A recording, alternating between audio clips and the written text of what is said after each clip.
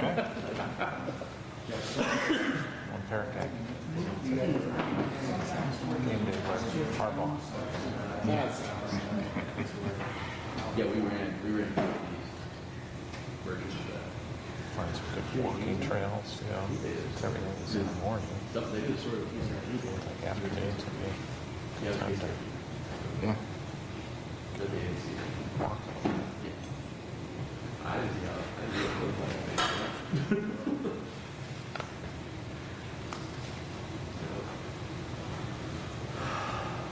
You switch to Taylor for their time for like 2 months ago. So I walk in and just got back to you. Who's both?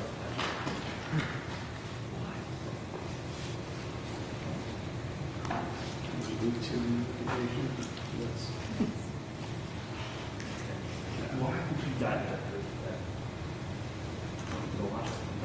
So you guys there on the 26th? They were in it like. Or first thing 27th? 27th, 11 a.m. I'll be there.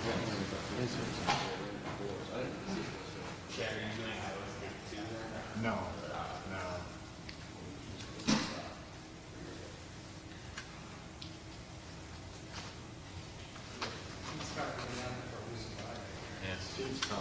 He's getting there tomorrow. That's what I said. So I was like, I assume he's there already.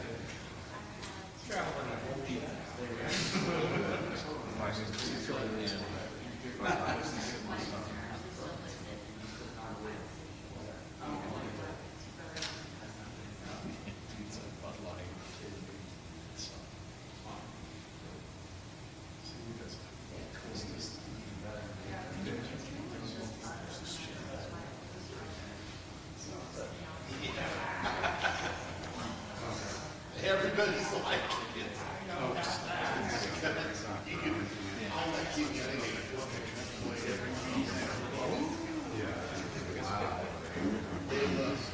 goes fast. My daughter just turned 32.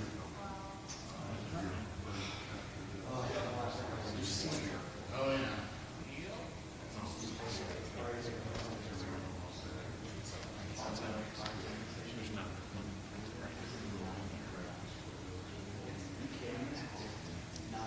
Just going through the night, just going around, my brother was there. Bring Christmas at the town.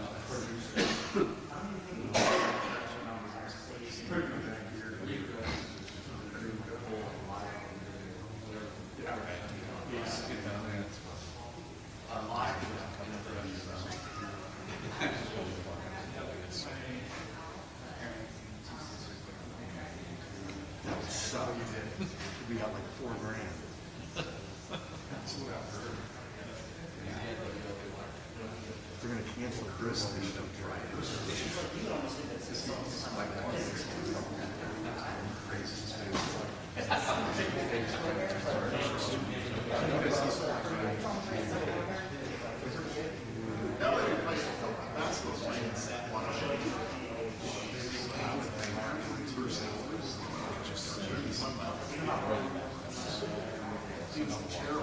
I'm not doing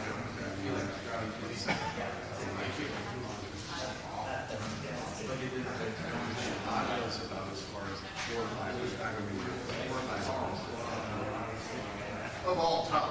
And they started losing. It's like how the guy comes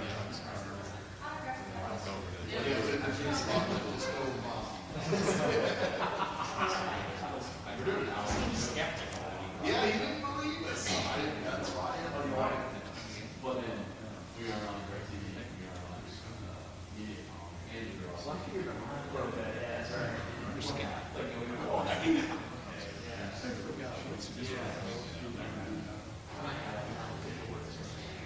Oh, you got all kicked up. Yes.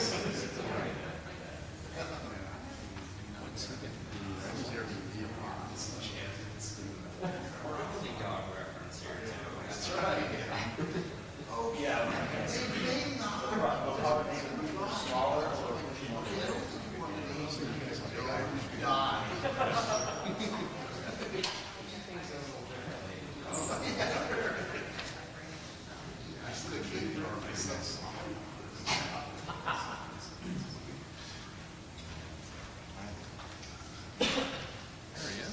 Thanks for being here, everyone. Not much news to tell you. You should have our latest notes and all of our bowl information. Anybody that has credentials should have gotten a release from Sam Gardner today about the daily media schedule and opportunities down there. So if you have any questions, reach out to us, him, or Kentucky for anything you need. And after today, we'll see you in Florida. Thanks, Steve. Happy holidays to everybody. So just start out, a couple things. First of all, obviously, we're very excited about this opportunity to go down to Orlando and have a chance to compete in the Citrus Bowl against Kentucky. So really excited about that. First, I just want to recognize we had 10 seniors or 10 players graduate this past Saturday. And, it's just a really significant accomplishment, certainly. And for us, that has been our top program goal from day one. I would assume every college football team probably has as a team goal. It is the most significant and lasting achievement I think any player has an opportunity to earn, and certainly every player on the football team has that opportunity. So it's just something to be celebrated for sure. Coincidentally, we had 6 former players back here 2 weeks ago tonight, and age range from oldest guy being a guy like Chuck Hartley, probably Hal Mady came, and then maybe on the more recent side, guys like James Morris, Calvin Davis, Champ Davis were here. So it was just a great group of guys. I guess the only guy left out was Miguel Merrick, but they came back to visit with our older players just about the value of their education, what it means to them in terms of opening up doors to earn a degree from the University of Iowa. Just opens doors for them and gives them opportunity. And they gave them a lot of good life advice just about, what they should be thinking about at the end of their careers academically, and then how to transition out and hopefully not, most of those guys wasted some opportunity, wasted some time, and they gave them some tips on how to try to move forward. So, I think it was a really great evening, and very appreciative of that circles back to, again, the guys getting their degrees, and just understand there's a lot of value in that and the opportunity it's going to create for them potentially down the road. So I would like to cite those guys. We have Luke Empen, Matt Fagan, Ryan Gersonde, Jack Kerner, certainly, Tom Kajawa, Tyler Linderbaum, Riley Moss, Spencer Petras, and Bryce Schulte. So certainly, again, congratulations to those guys, and just really happy for their success that way. Citrus Bowl, moving on to that, just gives us first and foremost another opportunity to play together and hopefully win together. So just excited about that opportunity. And it's kind of interesting. I know it's a hot topic coming into work this morning that was being discussed on the College Station, just about the importance and relevance of bowl games. And, a lot of debate about that, certainly. There are a lot of things out there right now, I think, competing for college football players' interest, whether it be the NIL, transfer portal, early entries, opting out of bowl games, all that type of thing. A lot of conversation about that stuff. And I think the bottom line is, we still think it's a really relevant thing. First and foremost, to earn a bowl bid is really significant. It's important to us in our program. It's important to our players, and I think it's really important to our fans also. So the way we look at it, it's still a pretty big deal. And I think first and foremost, again, it's just one more chance to be together as a football team. Opportunity to play another game, that's always a good thing. For our seniors, it is their last game, so it's a real opportunity to close out their careers. And, I talk to football players. I think each and every one of us always remembers our last game as seniors in high school and our last games in college. So it's an opportunity that way. Certainly for them it's special, and then for the younger guys, it's a chance to develop, continue to improve, develop their potentials a little further, and help them prepare for the future. And it's also, I think, program-wise, it's certainly a significant opportunity for us to grow, and what we do is extremely competitive. So it's a great opportunity. But again, I think just in a nutshell, the most important thing is the 2021 team has an opportunity to be together for one more time, whether it's practice and enjoying free time. They've got plenty of free time right now with classes being over, finals being completed. And then certainly as we transition into the last week, just a chance to really be in a different environment and really enjoy that as a team. So I think those things are all really significant, and just really, again, proud of our players and very pleased for them. Hopefully we'll do a great job here the next 9 days. In terms of our preparation, as I mentioned earlier, we really wanted to cut back after the championship game And, with our older guys, we just worked them very lightly. The weekend after, gave them a couple opportunities to go out and sweat a little bit, work the younger guys a little bit further. But I think, really our thinking has been to give the guys a chance to get regrouped a little bit emotionally, physically, also get ready for their finals, take those. So our real heavy work, if you would, really began last Friday after the last finals were taken. We had a workout late Friday afternoon, then circled back a couple early, Sunday, Monday, and then gave the guys a little bit break, and now we're back with our eyes solely on Kentucky, and that really is where we're at now. Our focus is strictly on the Kentucky Wildcats, knowing that we've got a big challenge. They're a good football team and a tough conference, 9-3 record. Certainly that speaks well, and then tremendous amount of respect for Mark Stoops and his entire staff. I think what they've done at Kentucky speaks volumes. They've done a great job there. Mark's done a great job providing leadership, and this is another good football team that they produce, so we know we got our hands full from that standpoint. So that's our goal right now, is to finish up our preparation, this portion of it. Then we'll take a little break here and travel down to Orlando on Sunday, and then as we foresee it, it'll be a normal game week next week. Hopefully everything goes smoothly that way. And I think the biggest thing, just like always, our philosophy is try to get as much work as done as we can here.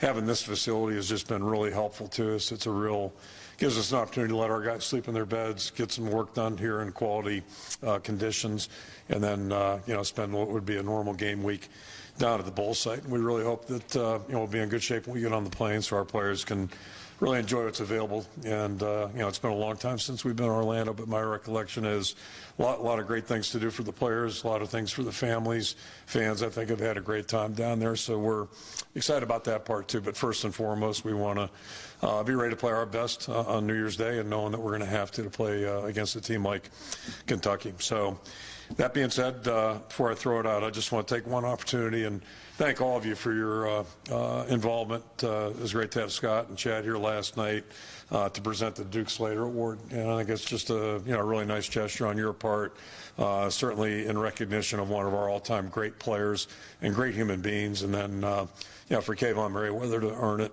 that first time around, I think that was really fitting too. So just it was a really nice event for us, and we really appreciate that. So tip of the hat to all of you on that one, and I'll throw it out for questions. The sports world, COVID has been kind of wreaking havoc through. How do you make sure that you don't have a situation like Texas A&M has?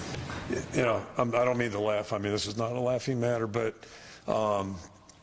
it's really interesting right now. I mean, it's a little bit scary because, again, my exposure to the world's driving to working back, and then I look at different sites and all that stuff. ESPN, all right, who doesn't? But there's a lot of activity, especially in the professional ranks, all sports. It looks like I think Montreal was the first hockey game got shut down from fans. I think it was last Thursday, maybe. Sounds right, but obviously it's been affecting a lot of people. And then the disconnect for me is, our world, knock on wood, we've had very low activity. So I don't know if we have to be fearful going to Florida or not. Certainly, I think everybody's got to be smart and just use as good a judgment as possible. We've kind of been in that mode for about 20 months now. So I don't know how to answer it, actually. And, it's a crazy world out there right now. So hopefully, we've been lucky. Hopefully we can stay above the fray. Our issues have been more flu. And if you compare the two with our population, flu has been a lot more impactful to our population than COVID, quite frankly. So we'll keep our fingers crossed. But it's a tough one because, what do you allow guys to do? What don't you allow them to do? And I just can't see us going down there and, sitting in our hotel rooms all the time. But I think we just have to ask our guys to continue to be vigilant, try to use good hygiene, and, be smart to stay out of crowds, all those types of things. But I don't know if I have the answers there. How do you see your running back usage for this game? Is Ivory your starter as indicated on the depth chart, or do you not know? Yeah, we'll see. And it's kind of like that with every position right now, depth-wise. The good news is I think we're pretty healthy relative to where we've been during the course of the year. So, that's good news. Matt did have surgery. He's clearly out. But otherwise, I think everybody's got a chance to play. And we're thin at a couple positions right now. Today we did a little developmental work after practice, and the running backs were in because we only had 3 on the field anyway. So they got their development during practice, I guess. But Ivory looks to be healthy. It's the best he's been in quite some time. That's good news. And then I'm anxious to see Gavin and LaShawn both play. I think they both have been doing a really good job. You guys have seen Gavin a little bit. You haven't seen as much as LaShawn, but he really caught my eye back in the spring, and I think he's ready to play good football. So feel good about the three guys we have. I think safe to say we'll play all three of them. And, just hope we have all three of them by then. Hopefully nothing else happens. Is Spencer? He's back practicing now, so yeah, we'll see. We'll decide that next week. But happy with both he and Alex. So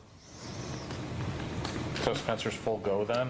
Yeah, he looks really good out there, and he's come back. It's interesting talking about John's point and all the talk about expansion, playoffs, all that stuff. If we had to play in week 14, it would have been a little dicey in a couple spots. I mean, we're thin, so.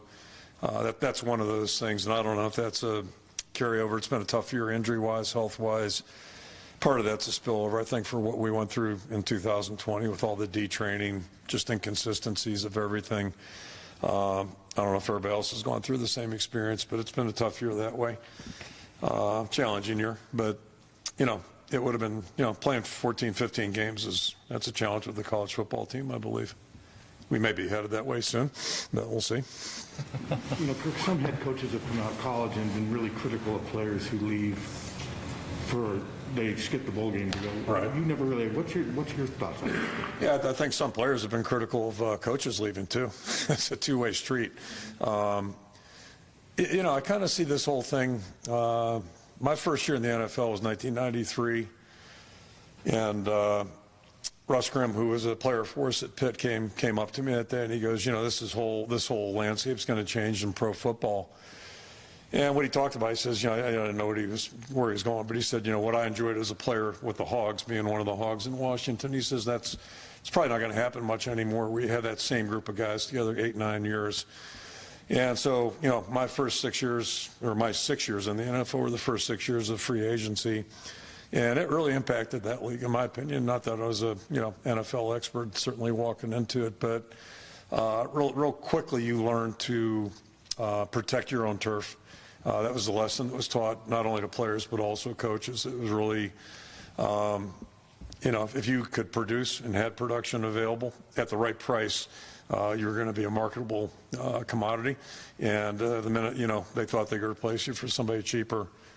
Chances are you're going to be a casualty, unless you're just, one of those players, Tom Brady, Peyton Manning. So, that was 15, 20, no, that was 20 plus years ago. So now we're moving into that, I think, area, that neighborhood a little bit in college football. So I'm not going to, I'm not casting stones against anybody. I'm not in their shoes. And, but I think it goes back to what I'm saying. There's so many things with all the things going on in college football right now. There's a lot of mixed messaging, a lot of things for players to ponder and coaches to ponder probably too. And I think ultimately everybody's got to decide what's best for them. It doesn't do anybody any good for a player to be on the team that doesn't want to be on the team and doesn't want to be involved in what it is you're doing 100%. It just isn't healthy for anybody. So, I applaud guys for making the decisions they make. And but it's a scary trend right now. Thinking about, and that was on the conversation I heard coming in. You think about a New Year's Six-day bowl, and we played in the Orange Bowl, not being that big a deal.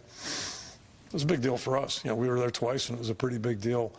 But I think that's kind of become, and I heard a fan on this, whatever it takes me to get to work 13 minutes. A fan called in and talked about, these meaningless bowl games.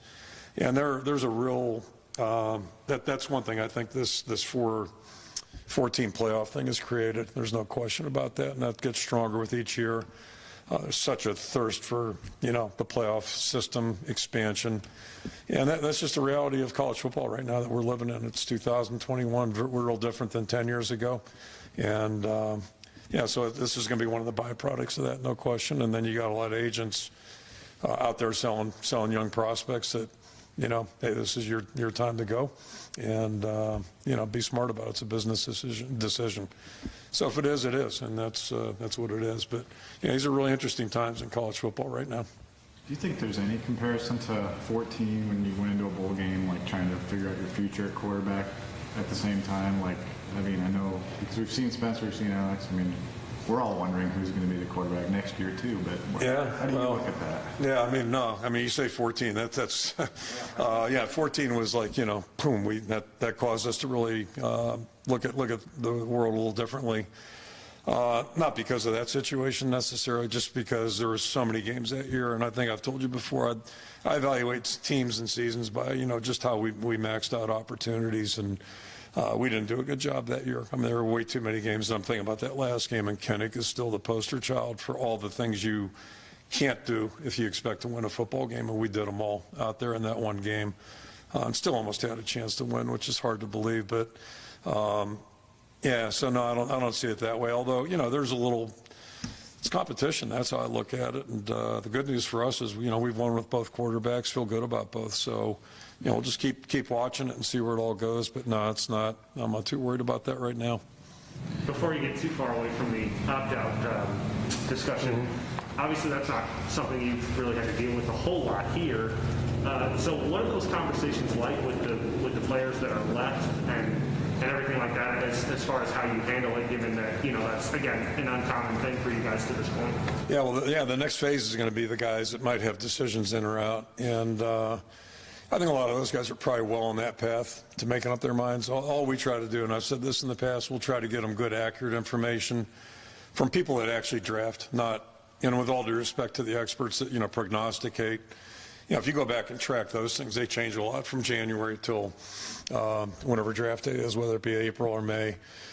So, and they're not always real accurate. In fact, they're usually not real accurate at all. So we try to get information from people that do it for a living. And then we'll share that information with our players. But again, it's just a matter of them, you know, weighing and measuring and figuring out what it is they want to do. Because again, it's like a bowl game, only longer. You know, you don't want a guy coming back for another year if his heart and mind is not totally into what we're doing here.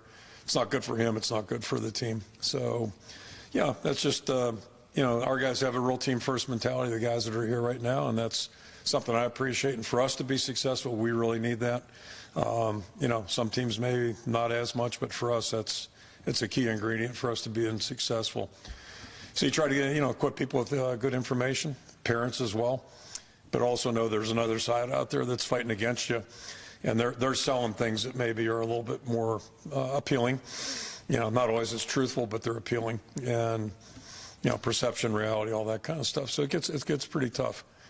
But again, it's a world we're living in. And, you know, again, if a guy's really thinking about it, even, you know, semi-seriously, then you got to expect the worst and, you know, be pleased if it goes the other way.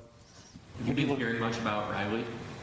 Riley Moss from NFL people? Yeah. I mean, we've pretty much pulled all that information together right now, so we'll you know, supply him with that in the near future here, and his parents. And when we get back, then we'll have plenty of time for conversation. There's no urgency to any of this stuff. I think it's player like Riley has till February 3rd, 4th. I got it written down in there, and the other guys have till, you know, mid to late January. So there's plenty of time. And right now, I think everybody's just invested in this game, and we'll go from there.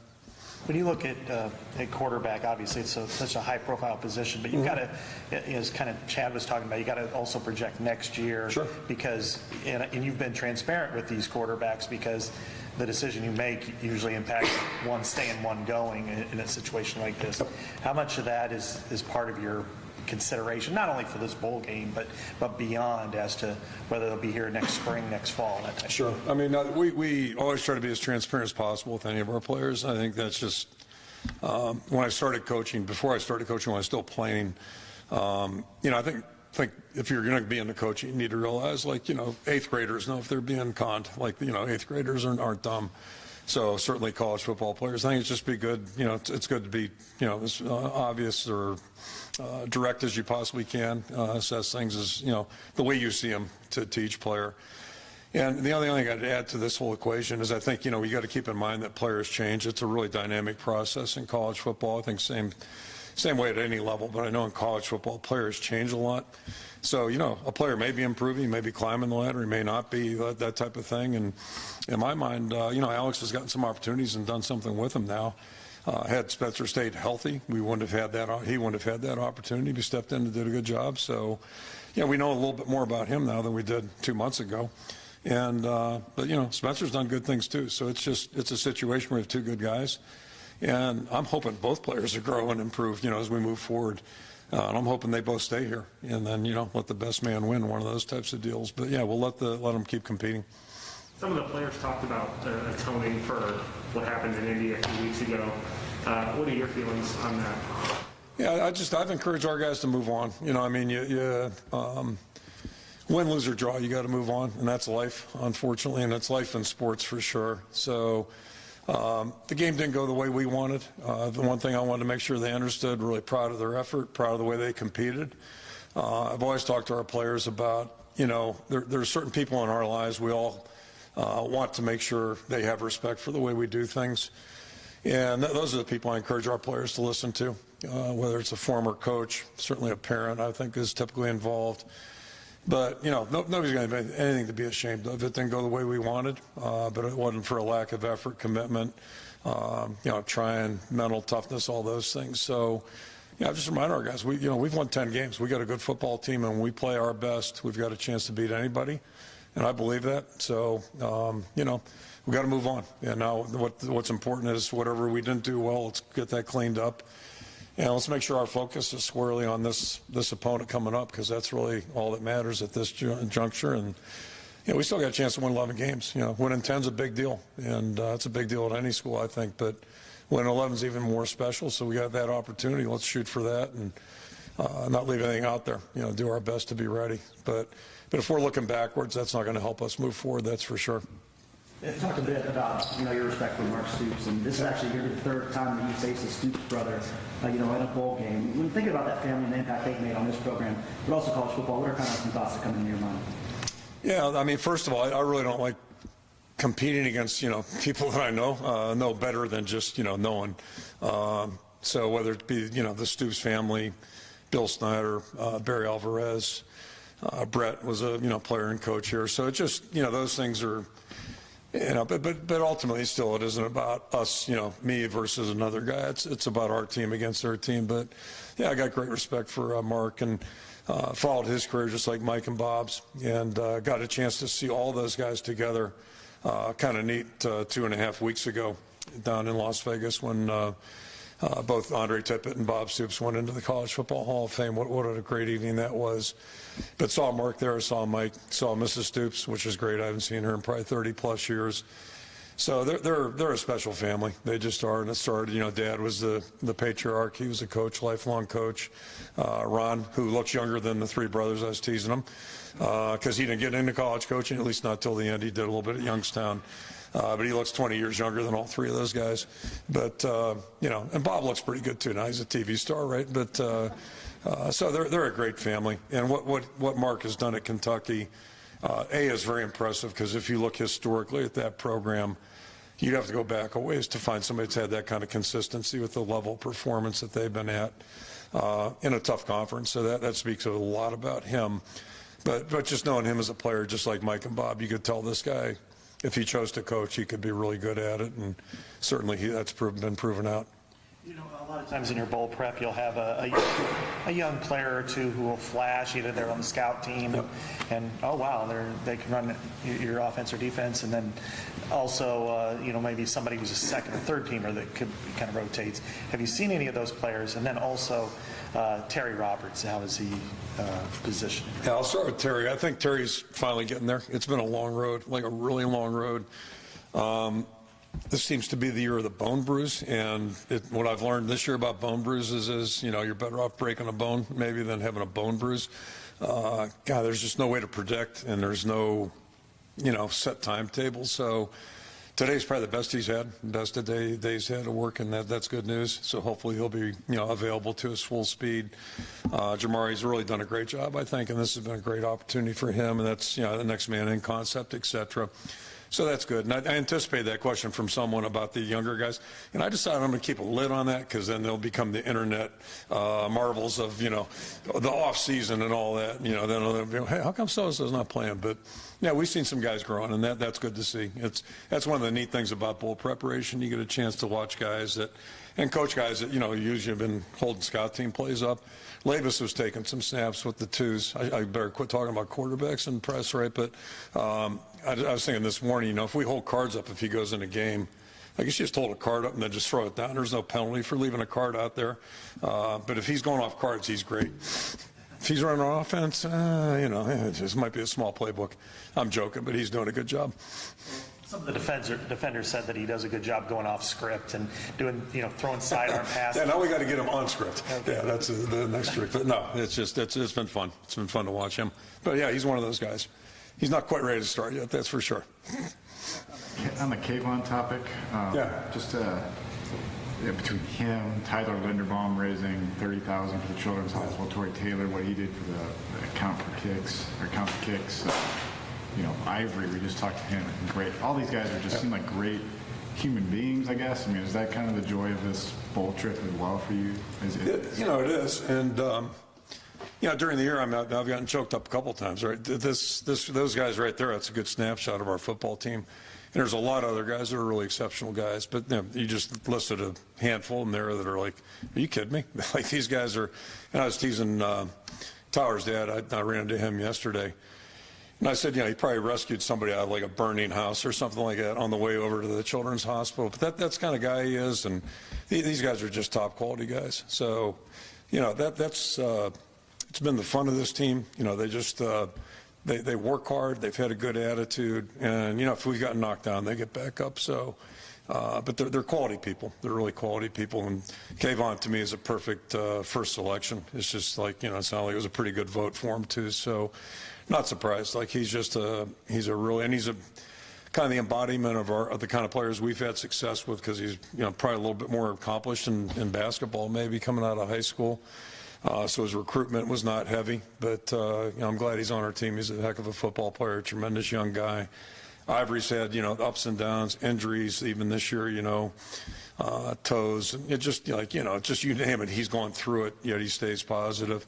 He's a really good football player and, you know, quality guy. Tyler, you know, Torrey's like from a different planet, just such a fresh approach to everything. You know, we talk about all those issues in college football or all these things that are going on, and he's like, you know, just this is a pretty good deal. He thinks it's pretty neat. So, you know, it's really been neat. And then, yeah, the donations those guys have made, and we've had several guys, not just those two, doing things to help other people. So just kind of, you know, that's really good to see. You know, just again, they're good quality people, and I think they understand it's good to give of yourself too, not just take. It's been 20 years now since that 01 Alamo Bowl team, first bowl appearance, first winning season. How important was that group in setting the culture? Huge, you know, huge. And I was in conversation with Aaron Campman recently. So do the math. I mean, Aaron's in his 40s now, I guess, right? It has to be. Raising a beautiful family, and just Aaron's just an unbelievable professional in his chosen field of work now. Forget about what he did as a pro football player. But, yeah, we were together this past week, and just, you know, he still remembers that as just a highlight of his career. And he had a pretty accomplished pro career, but that's one of the great memories he had. So it goes back to that last game as a senior, your last game in college, everybody remembers. And I think it also speaks to again, the importance, I think, of the bowl system, and what I think, unfortunately, we're going to miss out on or move away from because of the trends that we're experiencing. I'll talk about that dinner, or go back to that dinner. Ran into a gentleman who was on the Tennessee staff in '82 when we played them. They had Reggie White and Mike Kofor, 2 first-round draft picks. Okay, thank God those guys weren't allowed to. They just ran into our guys. You know, that's how we blocked them. If they were allowed to ad-lib, we would have got killed. But I ran into one of the coaches from that game, and it triggered a thought to me. You know, we were probably the worst 0-2 team at the start of that season in 1982, and ended up, I think we're 8-4 overall. So we won 8 out of the next 10 games, or 12 games, no, 10 games. Catch up my math here. But my point is, like, that was a huge, I remember celebrating that game. That felt like we won the Super Bowl, just like the Alamo Bowl in 2001. So, you know, that's the beauty of the bowl system. And, you know, it may not go away totally, but I just think that's kind of what we're missing out on. But it's a sign of the times, you know. I don't want to sound like that old guy that's, you know, hey, I remember back 20 years ago. It's just different. It's just different now, but it's unfortunate because, yeah, some of the guys are going to miss out on that. And that was a great experience. It's just an unbelievable experience. It's one of the best nights of my life, I got to tell you. Start to finish, and it finished about 5 in the morning. I mean, we were just talking, that's all, but it was a fun night. I mean, I was with my high school coach, and just unbelievable. It was a great night. What were the emotions like when you got your first bowl win as a head coach? Oh, it was tremendous. Except my head coach, went back to my room and, changed. I called my parents. I came back out, and he ripped me like on 4 things that I had blown during the game. And I'm like, what the hell? Like, hold a timeout. I thought we won this game. But that was it. He just wanted to get that out of the way, and then we had a great time. So it was a really fun night. Coach, just one thing on Kentucky. Are they comparable at all to any team that you played throughout the regular season? I mean, right up front, I'd say their offensive line, Reese would tell you, reminds them of Michigan. They're really good up front. They're very veteran, physical, strong, execute really well. They got good skill guys. This might be history when we face the same quarterback, year after year, but 2 different schools. And we ironically are the first one, I think, to offer them, first major school to offer them. So good trivia there. But yeah, I mean, they're a good team. And then defensively, they're an odd front, a little bit, not exactly like Nebraska, but like some teams that we've played this year. So, but they're playing really well. They're just a really well coached outfit in all 3 phases, like you'd expect. And they've got good players. They've got good skill guys, good line, big bodies up front on defense. So it's going to be a tough challenge. Is their offense as balanced as you've seen from anybody this year? Well, I mean, yeah, I throw Michigan in there too. Michigan do what they have to do. So, yeah, it's probably fair. But these guys, they're going to run the football, and they do it well. And the quarterback's part of their run attack, more so than Michigan probably, yeah. Does it help when you have a quarterback who used to be at Penn State and a wide receiver who used to be at Nebraska as your game planning? No, I mean, really, I wish they were still at Penn State and Nebraska, quite frankly, because they're both good players. So, I mean, we've played against them, but, boy, it's not going to help us stop him. He's a good player, and Moore's a really good player as well, dangerous player. What ways do they use Wan'Dale Robinson maybe differently than the way Nebraska used him? Yeah, I don't know. I don't know if it's any different, but the guy's a good football player, and I'm not sure how he ended up there. They've done a good job in the transfer market, obviously, and it's paid off for him. But they've had some good additions, so it's going to be interesting. But they're really, like I said, they've got a good line, but they've got good skill positions at every stop. See, the players get to do a lot of fun things during the bowl week. We're going to Universal. Are we going to catch you on a? Talking about me personally? Yeah. Probably you won't see me, I don't think, yeah. So is it mandatory? Then probably not. But, yeah, my wife said it best. I don't know how many, it's probably 15 years ago. I think she might have been the last time we were there. She went to one of the parks, and she basically said, that's the mom's job. That was her last trip to any of the parks. So I would have liked to have gone to the zoo, though, I got to tell you, in San Diego. I wish I could have done it. It just didn't fit the schedule. But, yeah, I'll probably be running behind, so I don't know if I'll be doing that. Have a little bit of fun while you're down there? Yeah, no, I'll have a great time. I really will. I typically, as coaches, we're done by, we meet with our players, watch a film and all that, and we're done by dinner time, so we don't work nights and that kind of, we're not doing that. But, it's busy. And then our off day is still Thursday, like it is in season, so hopefully, I know we have an event that morning. Hopefully everybody will have a chance to spend some time with their kids, and I hope our coaches that have kids can, be with them. But I'm happy if I just, off at dinner time, maybe have maybe one of our kids will want to eat with us. We'll see. I don't know. Depends on their mood. What are your thoughts on the transfer portal being so deep this year? It's concerning. It's like all this stuff that's new. It's going to be interesting to see over a couple, 3 years what the data looks like and what have you. But it just sounds, my sense of it, and I'm hardly an expert, my sense is there's probably a lot of people that had high expectations that maybe didn't come to reality, and that's unfortunate. So as long as a player ends up where he was hoping, in the same neighborhood he hoped to be in, then that's great. But I know, like last spring, there were a lot of people that didn't have a seat. When the music stopped, they didn't have a seat, and that's probably going to be the same way, and that's unfortunate. It's just too bad. The hard part about this is, again, what the game is supposed to teach you is persistence, perseverance. You get knocked down, you get back up, things don't work so well, you push through it. Going back to the point about the quarterbacks, like players are always developing, and they develop at different times. I've said it before, I coached 3 guys here in the 80s that didn't start till their senior year that played in the NFL. So you just never know. If you have a good attitude and a good work ethic, you give yourself a chance. But you know, it's so easy to run, or so easy maybe sometimes to look to blame somebody, or try this route instead of that route. And sometimes that's the only route there is that really makes sense. And you just got to push through it. But, you know, there's a little competition now in terms of thinking that way. And again, I'm not judging anybody. It's just, but that's, you know, it's a hard lesson to, you know, sometimes you learn the hard way, you know, and it's just, it's unfortunate, I think. So hopefully it all works out for everybody that gets involved. How do you explain someone like Ivory Kelly Martin, who's the opposite of all that stuff you just said? Yeah, just, you got to give him a lot of credit, because he's had disappointment, he's had competition, but he's never changed all the way through this. He's just been steady, he works hard, and takes care of business. Unfortunately, he's had to deal with injuries throughout his career, but his attitude's never wavered, at least from, you know, me watching him. And I, you know, like a lot of this stuff, I think it starts at home. He's got a great family, and, you know, they reinforce probably the right messages, I'm guessing. I know he's hearing them here. So, you know, it's a team effort by everybody. But, you know, it's what differentiates people sometimes. You know, it's just, and let me go back a step on that, too. It depends what you're looking for, you know, is being part of the team and doing what you can to help the team first and foremost, or is it just about your stats and what have you? And that's, you know, sometimes that's a rub, too. But, you know, I'm not judging anybody. It's just the nature of the world. And, you know, that's what gets